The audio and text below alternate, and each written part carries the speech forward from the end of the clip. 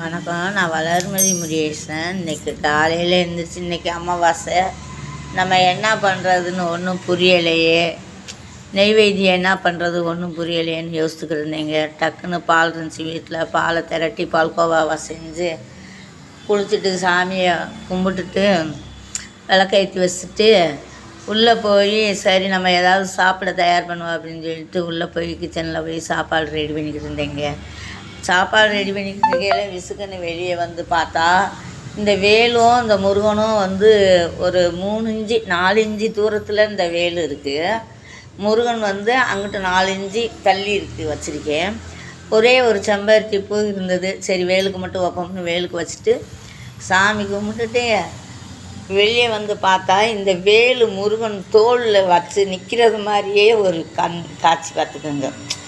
அந்த சின்ன திரி விளக்கு வந்து பார்த்திங்கன்னா இதோட ஒளி அந்த வேலில் பட்டு இந்த முருகன் வந்து இந்த வேலை நம்ம தோளில் வச்சுருக்கிற மாதிரியே ஒரு காட்சி பார்த்துக்கோங்க. எனக்கு கொஞ்சம் அசந்து போச்சு. அப்படியே சாமியை கும்பிட்டு அப்பா இன்றைக்கி நல்ல தரிசனம் அப்படின்னு சொல்லி நினச்சிட்டு சரி இதை ஒரு வீடியோ எடுத்துருவாங்க சொல்லி உங்களுக்கு ஒரு வீடியோ எடுத்துருவாங்க ஷேர் பண்ணிக்கிறீங்க.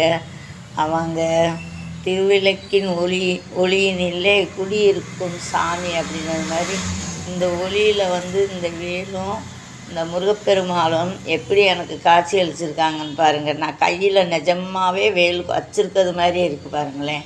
இது 3 இன்ச்சு தூரத்தில் இருக்குது. நன்றி, வணக்கம். நான் கண்ட காட்சி அனைவரும் கண்டு மகிழுங்கள். நன்றி. நான் வளர்மதி முருகேசன். இது என் வீட்டில் எடுக்கப்பட்ட வீடியோ.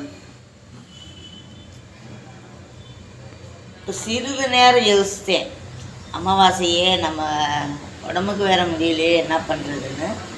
அது பாருங்கள், நீ எங்கே இருந்தாலும் நான் எந்த கோயிலுக்கு போனாலும் வேலுண்டு துணையுண்டு மயிலுண்டு பயம்லன்னே பாடியிருக்கேன் பாடு.